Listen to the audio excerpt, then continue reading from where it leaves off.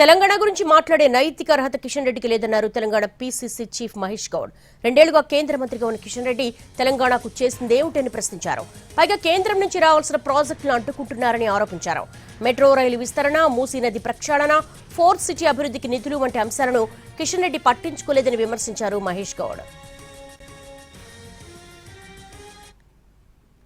గౌరవ కిషన్ రెడ్డి గారు సికింద్రాబాద్కి ప్రాతినిధ్యం వహించినప్పటికీ కూడా ఆయన తెలంగాణలో జరుగుతున్నటువంటి రాజకీయ పరిణామాలు కానీ అభివృద్ధి కానీ ఇక్కడ వేటి గురించి కూడా మాట్లాడే అర్హత వారికి లేదు.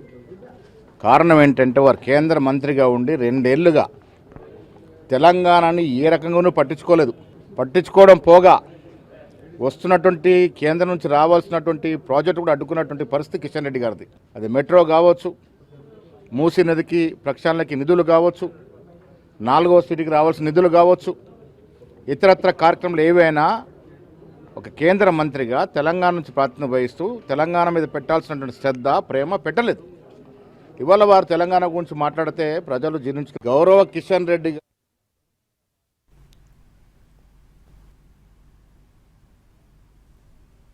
కేంద్ర మంత్రి కిషన్ రెడ్డి ఏమన్నారో ఒకసారి చూద్దాం. అయ్యా, మీరు ఇచ్చినటువంటి హామీలు 2 సంవత్సరాలు అయిపోతుంది కదా, ఏ వర్గానికైనా న్యాయం చేశారా? ఈరోజు రేవంత్ రెడ్డి చెప్పాల్సినటువంటి అవసరం ఉంది. మీకు తెలంగాణ ప్రజల మీద విశ్వాసం ఉంటే, మీరు ఇచ్చినటువంటి గ్యారంటీలు అమలు చేశారనుకుంటే, ప్రజాస్వామ్యం మీద విశ్వాసం ఉంటే, ఈరోజు తెలంగాణ ప్రజలకు ఖచ్చితంగా రేవంత్ రెడ్డి, రాహుల్ గాంధీ జవాబు చెప్పాల్సినటువంటి అవసరం ఉంది. ఏ రకంగా మార్పు వచ్చిందో చెప్పాలి, ఏ రంగంలో మార్పు వచ్చిందో చెప్పాలి.